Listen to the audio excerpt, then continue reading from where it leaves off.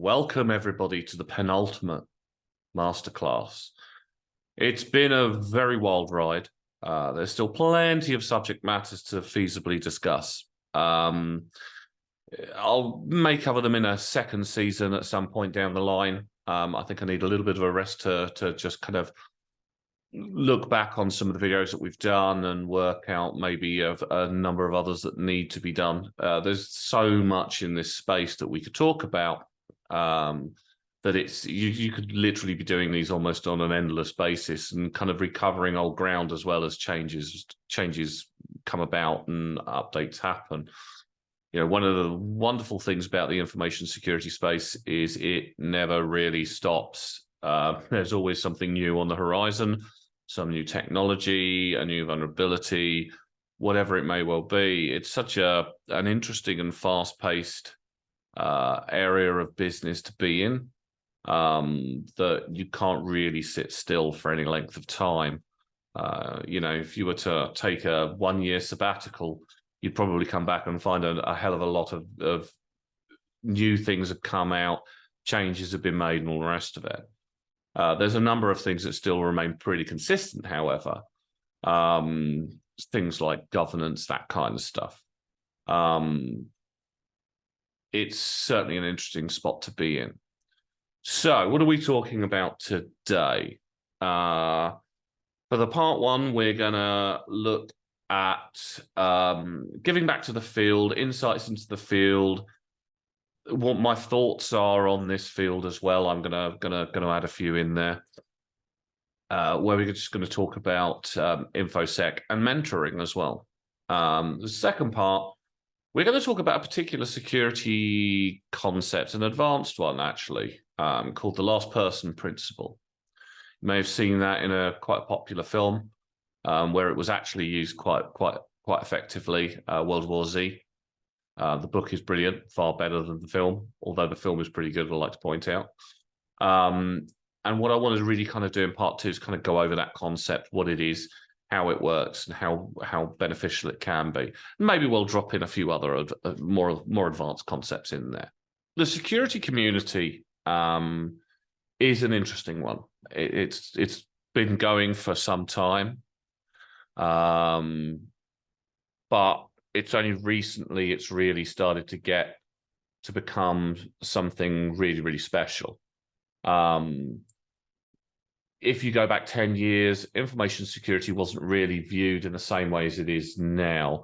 If anything, there was a lot of people who really didn't like it, who really didn't enjoy it, and definitely didn't like interacting with InfoSec people. We kind of covered a lot of that and some of the way other individuals may view information security. Because we've been such a difficult part of kind of like the business world, the IT department, wherever you may well have sat, a lot of information security people are kind of band together, and this is why I really like this community. Yes, we've got our egotistical people in it. Yes, we've got people who maybe cause more problems than they solve, because they're very vocal about what their thought processes are. But as on the whole, most InfoSec people are of a similar kind of ilk. And that's one that's very, very, kind of helpful. We're very chatty these days now that we've got things like LinkedIn and various other social media that we can kind of jump on and have discussions with. I'm including YouTube in that as well. It gives us a bit more of a voice, and it's easier to find what other people's opinions are on various different InfoSec matters. Now, InfoSec, as I mentioned before, it's a very, very interesting field where things can change on a dime. 1 minute, it's one thing, next minute, something happens, and you're running around thinking, oh, now we've got this to worry about as well. And it is a bit of an ebb and flow, and it is a bit like having this consistent battle with the dark side, the malicious actors, that kind of thing, to kind of stay ahead of the curve. And one of the things we can't stop doing in this community is talking, okay, and helping one another out. our job is really, really difficult, even at the best of times. So having a good community of individuals who can kind of help one another out, because we can't be brilliant at everything. You know, some are great pen testers, some are very good at GRC, some are a lot better at PCI DSS, you know, some do significantly more ISO. So it's always worthwhile as you kind of progress through your career to build kind of like a portfolio of contacts, especially if they specialize in areas that you don't necessarily specialize in, because, you know, more often than not, if I need to know something about something that I'm not particularly au fait with, I'll know somebody who is, and one quick message away or email or whatever, and boom, I'll have pretty much the answer that I need. You know, I know enough about the topic, pretty much most topics in InfoSec, but there are some times where you do have to go and speak to somebody who's probably doing it a little bit more than yourself, like pen testing. You know, I know what it is. I've done it a long time ago in the past, but I wouldn't declare myself to be a specialist in that particular area anymore. I wasn't really back when I was doing it before, but you know, I still refer back to the knowledge of a lot of other people as well. Now, as you may have seen in the market, if you read the register, if you read LinkedIn and some of the stuff that's been coming out of there, we have a significant shortage of good quality information security professionals in this particular game. This is part of the reason why I'm running these masterclasses, to help people kind of build a baseline level of knowledge, maybe, you know, help you sort of with the way that you're looking at your career and how you're going to progress through your career by listening to the ramblings of somebody who's already been through a lot of this process for many, many years. Now, I've been mentoring for a long, long time, and I find it very, very valuable. It's been a bit of a perfect storm in the last probably 3 or 4 years. Before the pandemic and before all these lockdowns occurred, we were reaching a point where we had a really good batch of older information security professionals who've been around for a while, and a lot of younger people coming into this game. And when I say younger people, I don't mean people coming fresh out of university necessarily, although that has increased significantly from what it was like 10 years ago. But a lot of people have been shifting over into information security. Now, it's important when you first get into this game to really learn as much as possible. It's been a significant piece of advisory that I've had all the way through these particular masterclasses. But sometimes it can be a little bit overbearing when you look at the subject matter and where you can go with it and what you can learn, and, you know, learning about GRC, learning about risk management, learning about incident response, and so on and so forth. It's quite broad in the way that you apply InfoSec. So by finding people who specialize in those areas and building that community, you can build yourself to be the professional that you want to be. And because there's so many jobs in this industry at the moment, because everybody needs to have InfoSec, or that's the perception at the moment, which is brilliant. We don't have enough good quality people to cover all of those roles. And going back to what I was saying before, you know, when the pandemic hit, we had this whole group of mentors at the top who were pretty much ready to mentor the next set of information security professionals in. But then we got locked down. And speaking to a lot of people who are my peers, and people who came before me, a lot of them pretty much retired. You know, there was a year and a half, 2 years, depending upon where in the world that you were, where you were locked down, you couldn't really interact, you know, you could only really do Teams, conversations with people, and you kind of lose a little bit in that learning process when your mentor is kind of on the end of, well, a camera like this, rather than being in the same environment that they're in. You know, the learning is a lot more difficult. It's a lot harder to do. It's a lot easier to forget as well. Plus, a lot of that group of mentors, they discovered what it was like to sit in their gardens and listen to the bees and sit in the sun and read a book, rather than being shouted at and told, where's our security and doing risk management and so on and so forth. So a lot of the older information security professionals who are closer to their retirement age kind of use that as a chance potentially to just kind of put themselves out to pasture. And they've been doing many, many, many years worth of good work. Problem was, is a lot of that knowledge went with them. It's been a very difficult time over the last 3 years to really kind of get information security progressing back to what it was before all the lockdowns and before all of this happened. And ever increasingly, we've got more and more people coming into this field.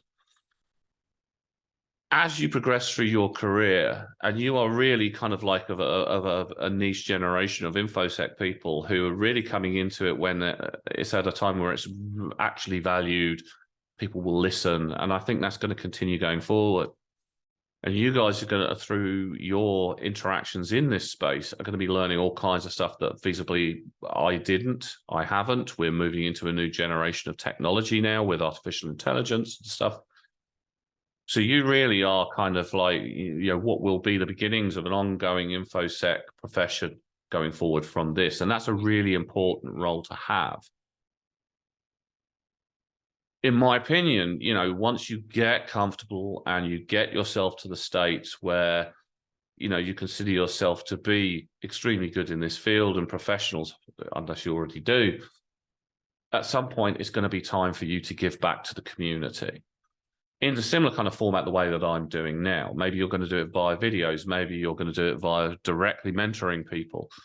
There's many, many different ways that you can interact with this community and help this community out.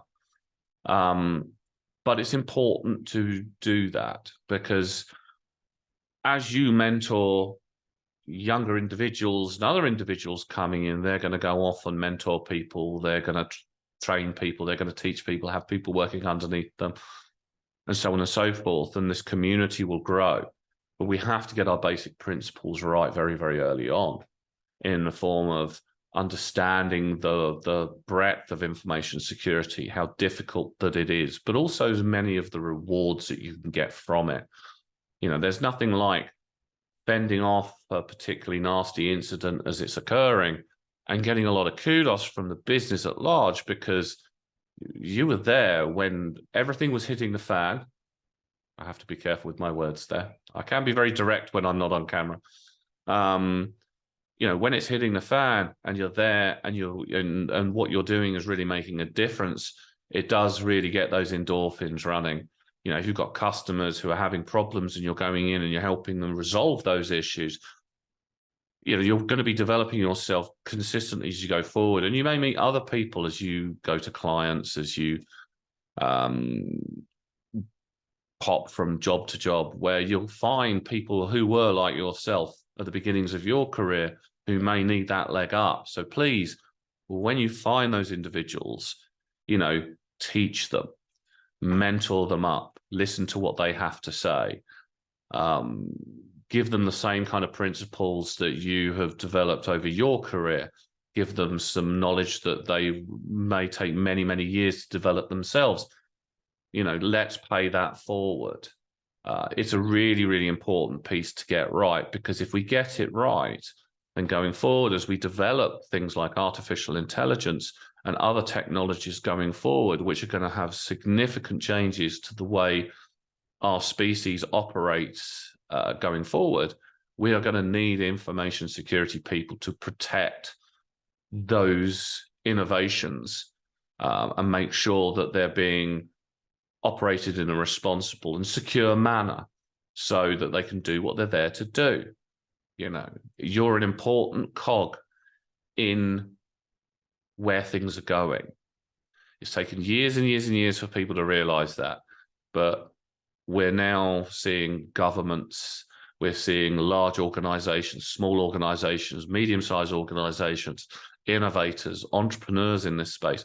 The amount of vendors alone that are available these days with security products, or are developing security products, or are pitching to develop security products to VCs, it's never been this many, you know, and with all this innovation is going to come some fantastic technology. So remember, you know, do your bit, pay it back, you know, bring people up to, you know, at least a minimum level and help them reach their dreams in their career, which is to become an information security professional, which is what you are.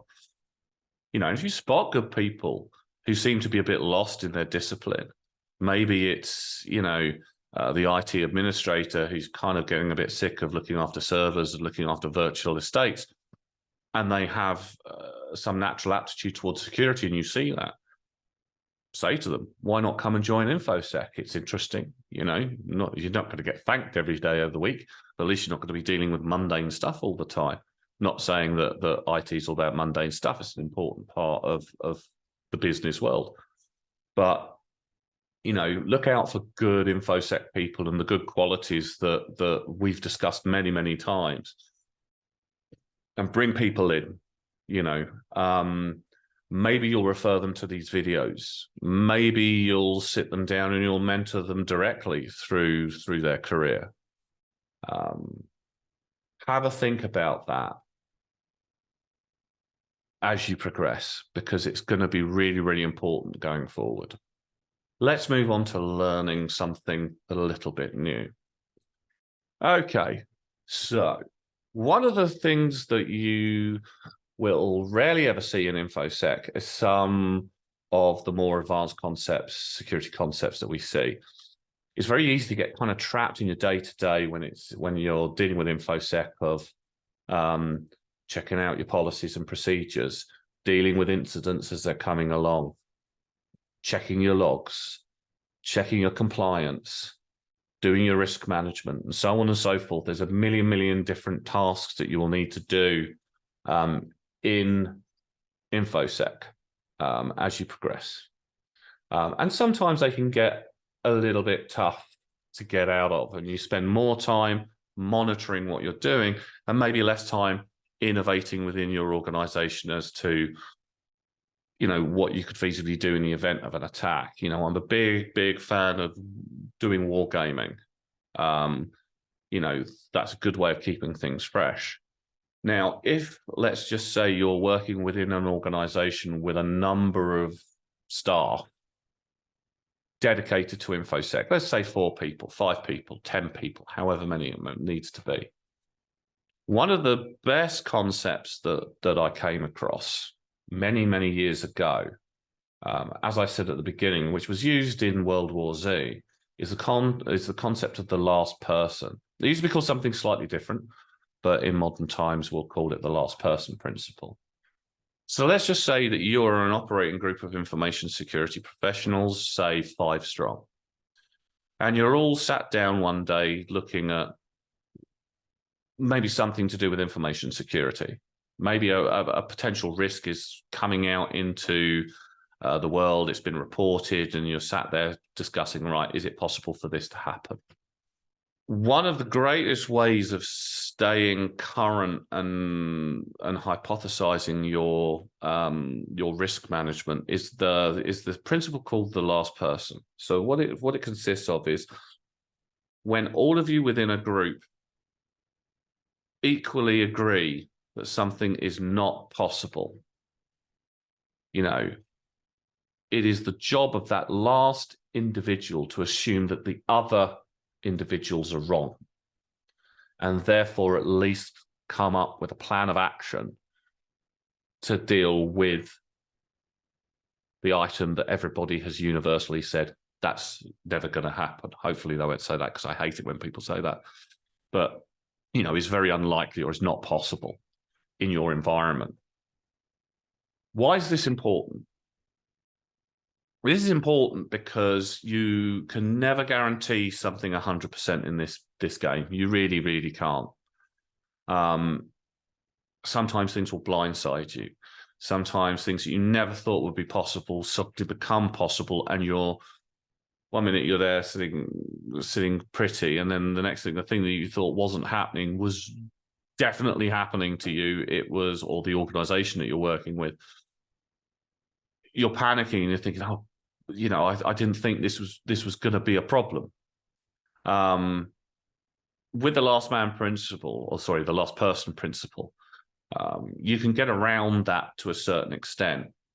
One of the things that is very, very important to do when you have a group of InfoSec people looking after an organization, or even doing it on your own, you can do this on your own. It's a little bit last person principle because you're the only person. A good thing to do is to hypothesize what could feasibly happen. It's going to be part of your risk management anyway, and some of your incident response testings.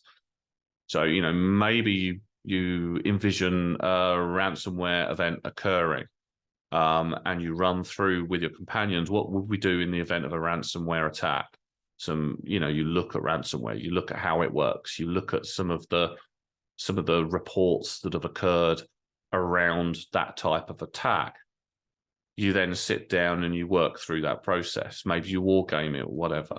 But ultimately, at the end of it, you'll come up with a plan of action, what to do in the event you have experienced a ransomware attack. Maybe you would do something similar with somebody who is coerced into giving their credentials over. So I did a podcast a little while back where somebody in the security intelligence community, a very interesting community to be in, by the way,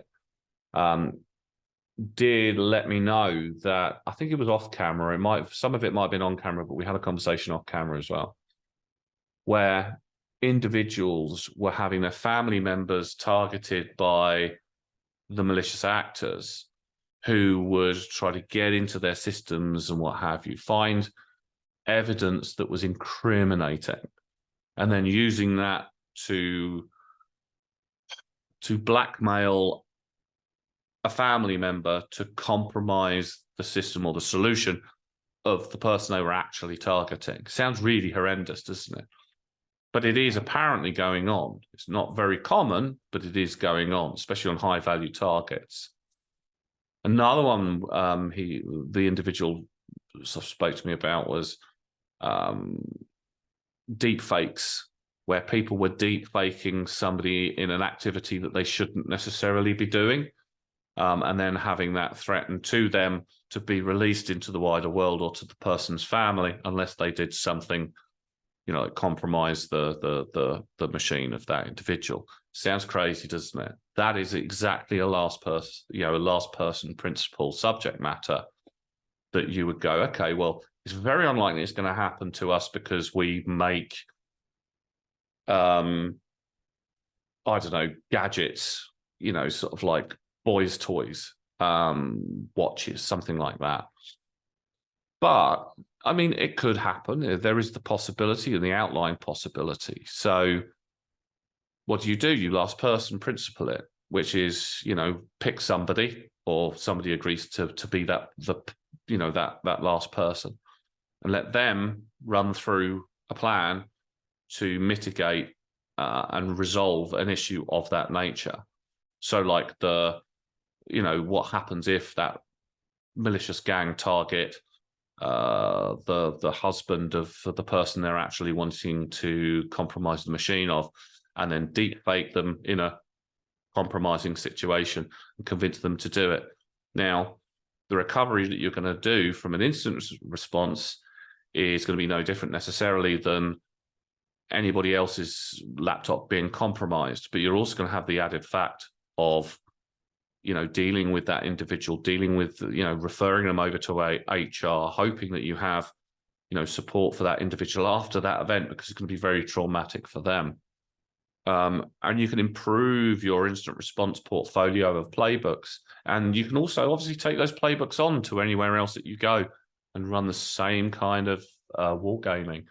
And eventually you build yourself this brilliant portfolio of playbooks of things that have happened, things that did happen but you recovered from, did happen that you stopped, and things that could feasibly rarely hardly ever have a chance of happening, yet still you have a playbook for handling it, and you're always going to be pretty much prepared. Plus, it's a good exercise for you to follow. I've used the last person principle in a number of customers' environments. you know, to allow them to kind of understand really what security is about, and some of the random events that you can find yourself in that you need to recover from or you need to kind of resolve. It's amazing what you see after a number of years in this game, especially if you're a consultant, because you know we do get a lot of customers who've had events or they're in the middle of having an event and they call out and say, please help me out. You know, maybe somebody internally has gone rogue. Maybe they've been stealing IP and sending it to a competitor. Maybe, you know, they have been ransomware. There's all kinds of things that can happen. So, you know, and hardly anybody nowadays, good example, really looks objectively at security events of a physical nature, like somebody breaking in and stealing, you know, stealing laptops, that kind of thing, because it's just fallen out of favor. You know, it is rarer that it occurs, but it does still happen. The last person principle is a really good one. And it's one to definitely think about. And, you know, it is used in a lot of different circles as well. I believe it's used quite significantly in certain areas of kind of military and government, just so they're never really, or they're unlikely to be caught with their pants down. It also allows you to spend a bit of time changing maybe your policies, your procedures, the way that you handle things, because you suddenly see a bit of a failure in one of those processes due to you running through a last person principle. Maybe you've identified a single point of failure under very, very sort of specific circumstances. Well, a single point of failure is still a single point of failure. Resolve it, you know. It allows you to kind of mitigate a lot of your risks, fortify your security strategy, and feasibly provide some good feedback to the C-suite and the members of the board by showing them, look, you know, we do have plans for all kinds of eventualities. And, you know, when you're doing your risk management, going back to the C-suite and saying, look, we've universally agreed that this is a very unlikely risk that's going to occur, hence why it's very low, with an impact of sort of medium or very low as well. But what we've done is we've undertaken a last person principle, and we've actually got a playbook for just in case. It shows, you know, to the C-suite that they've employed the right people to look after security, because what you're doing is you're actively planning against all kinds of things from occurring. They may laugh at you a little bit to begin with when you do that, but if, God forbid, you know, an out-of-band incident or something random happens that nobody thought was possible, and all of a sudden you come in and swing in and save the day, you're going to be gold dust. It's going to be fantastic. They're going to see the value for it as well. So, yeah, you know, last person principle is a good one. And it doesn't take a lot of work to do. You basically run it just as you would any other incident or any other war game. So you get your report template, you build your report. Yeah, okay, clearly state somewhere in there or code it up so you've got a specific code for items that you've used for the last person principle. And then you just write it up. You know, what's the hypothetical? What's the situation? How would you resolve it? What, you know, have through that process of you undertaking that, it's not another, don't forget, it's not an incident. What are the lessons learned you've learned from learning and running through that process? And then find new and interesting ways of facilitating, securing, and, you know, that eventuality from occurring. It's certainly interesting. But yes, there's a number of advanced security concepts that you can kind of really go for. That's one of the more interesting ones. One of the things that I think you need to really actively look at going forward, as a good example, is the usage of AI and artificial intelligence. It's something that we've been discussing quite a bit of, you know, because going forward, you're going to be able to far more easily understand what's going on within an environment in a much quicker fashion than you feasibly ever have done in the past. Gone are the days where you used to have an incident kicking off and you'd have to sit there and pour over days, months, weeks worth of logs to find the nuggets inside those extensive log files as to what what incident has occurred and what's going on. That's going to be a lot easier now with artificial intelligence and machine learning specifically.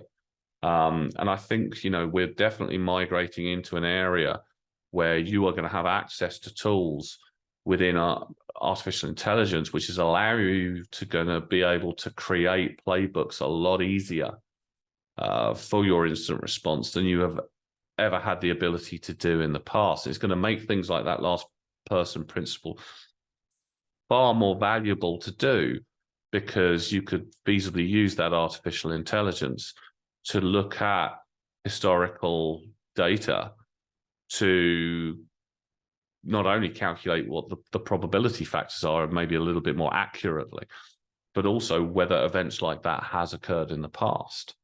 So it's going to be interesting when that kind of technology advances a little bit further. I mean, you can run the last person principle against that particular eventuality that somebody does develop an AI. And what happens if once your product has gone live, that you've discovered a malicious individual has taken control of it. This, I nearly said the name of the company. There was a quite a big company about 2 years ago that experienced a rather significant breach that affected a lot of government institutions, and they never thought that would ever happen. They did come out, or the CEO did come out and point the finger at a student, I believe it was, or an intern, putting things that they shouldn't have put up on, I think it was GitHub. It's crazy. But, again, it's a concept. Nobody at that organization, by the looks of it, had actually sat down and gone, right, so if we're compromised, who else is at risk? What other what customers are going to be at risk? How do we build our network management solution so that if one compromise can feasibly affect a number of different customers? Because they probably never thought it would happen, and that's why we have the last person principle. Cool. Okay, so let's go to the chat and look at some of the questions.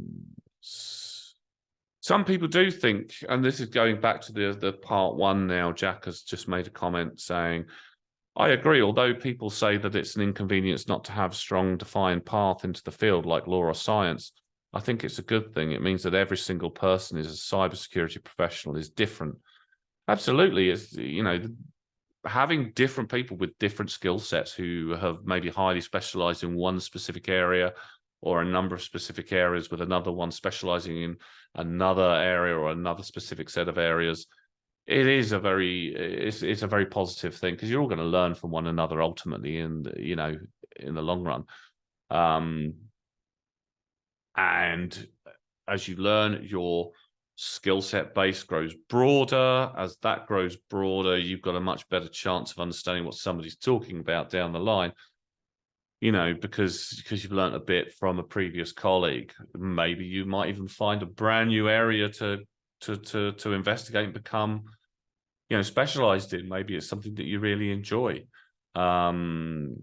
It's certainly a good way of progressing not only your career, but kind of enriching other people's as well. I personally have specialized in a number of things over the years. Compliance was one of my specialities. I've been specializing in that for a number of years. Cyber warfare is another one. Might have to bleep some of that out for when we put this up on YouTube, because I don't think they like that term particularly well. That's definitely something that I've worked with a number of groups on. If you're interested in that, look at the CSFI, Cybersecurity Forum Initiative. It's gotten really, really big over in the States now. Really good bunch of guys to get involved with. And I've learned more from just talking to them and being part of some of their projects. on the subject matter of cyber attacking of a large scale nature than I ever would have learned anywhere else, and it put me on to things like artificial intelligence and how that would be used in that kind of situation, as well as a number of other technologies. So it's interesting. So got another question. Can we use AI as our last person? Yes, you can, and it would be a great last person principle to apply and get the AI to do it. The only difficulty in this space is a lot of the freely available AIs nowadays are kind of programmed to not get involved in certain activities. So if you go to ChatGPT to use, GPT, and you ask it something related to malicious actions, it'll kind of point blank refuse to help you out. You used to be able to game it and say that you're an actor, blah blah blah, and all the rest of it. But I think they've stopped you from doing that now because people were using it to get some really interesting responses. But when AI does become available, assuming there's the restrictions are reduced for InfoSec people, absolutely, an AI would be a fantastic method of getting that done. Probably write the report for you, so it'll reduce your workload overall. So good things all round there. Okay, hypothetically, if you have a C-suite that doesn't want to accept an InfoSec professional's input, why would they be amenable to the opinions of someone from a last person brainstorm session? If you had a C-suite that doesn't want to accept an InfoSec professional's input, first thing I'd say is, why are you there? If they don't hold any stock to InfoSec, then they don't have any stock. They don't care, and they won't care no matter what you do. And they will see things like the last person principle or a session where you're using last person as ridiculous and silly. And why are you doing it? Why are you doing it? Because that will never happen. Really annoys me when I hear that from people. You can't change the course of a river. So if they're flowing in the direction of this is all a load of rubbish, just get out of there, man. There's plenty of people who want information security professionals. That's assuming they're like the C-suite, the people in charge. If it's other people around you outside of the C-suite, maybe slightly, a bit lower down, or doesn't encompass all of the C-suite, then you've got the possibility of changing some minds there. But if they don't care what the InfoSec professional says, then you're not going to change them. Last person principle sessions are really, in my opinion, if you're going to do them privately. Do them just within the InfoSec team. Maybe introduce a few other people over time as people get curious or people hear about it and they like the sound of it. But as a general rule, just keep it private. Because some of the things that you may use for your last person principle may be something completely ridiculous that could cause people to look at you like you're mad. Good example, I have heard rumors that I think it's elements of the US government, and I have this on pretty good authority, actually did a disaster scenario and documented it on a zombie apocalypse. Not because they actually think it's going to occur, but because it was a very, very good way of testing the creative juices of those they've employed and brought on to do instant response playbooks, that kind of thing, and develop their playbooks. They automatically do what happens if we go to war, what happens if somebody hacks into our systems, and so on. So, well, they should have already done that. But yeah, there is somewhere a zombie apocalypse playbook for government, which is pretty cool. I do like that type of film. I do find them hilarious. But it's nice to know that people are preparing for that zombie apocalypse. So for the moment, there's no more questions in the chat. It's quite a reasonable amount of time that we've been chatting now, so I think we'll finish it there. So thank you ever so much, everybody, for getting involved. Let's improve this profession. Let's build this profession to what we want it to be. Something to be proud of, with a community of some of the best people in the business. So thank you all. Look after yourselves, and we'll be seeing you again soon.